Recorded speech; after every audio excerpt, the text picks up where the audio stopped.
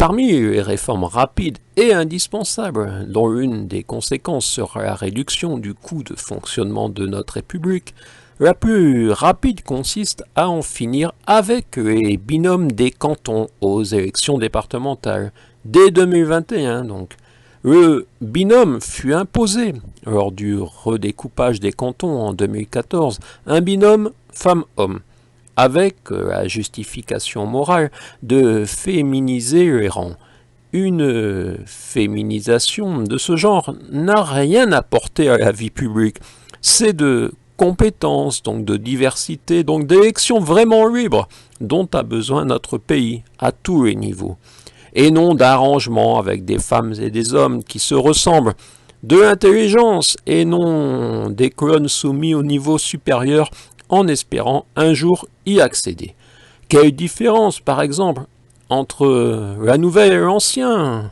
Sur mon canton agrandi de Uzèche, Maryse Maury, conseillère départementale, veuve de Daniel Maury, ancien conseiller général du canton de Montcuq. Dans ce genre de format, une femme ou un homme, c'est le plus souvent bonnet blanc, blanc bonnet.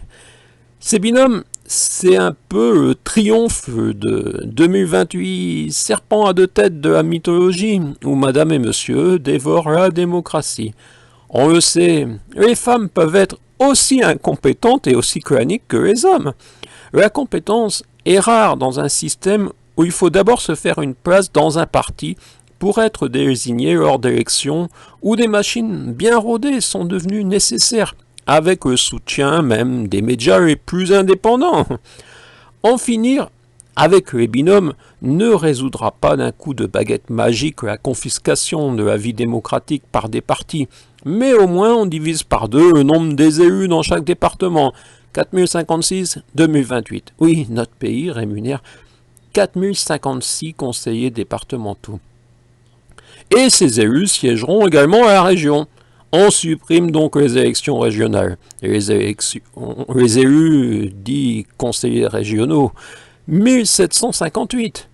Car, soyons réalistes, à part la tête de gondole du département ou de la région, ça ne semble pas être un travail à plein temps.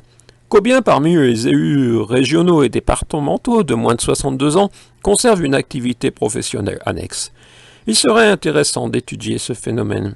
Quant aux gains pour la nation, on passe de 5814 à 2028 élus, soit 3786 indemnités regagnées, d'une moyenne mensuelle d'environ 2000 euros, 90 millions d'euros annuels, plus note de frais.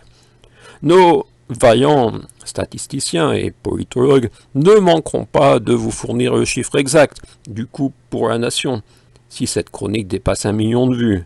Oui, seul un tel web phénomène pourrait faire bouger ce mastodonte. Sinon, ce sera le silence, comme souvent.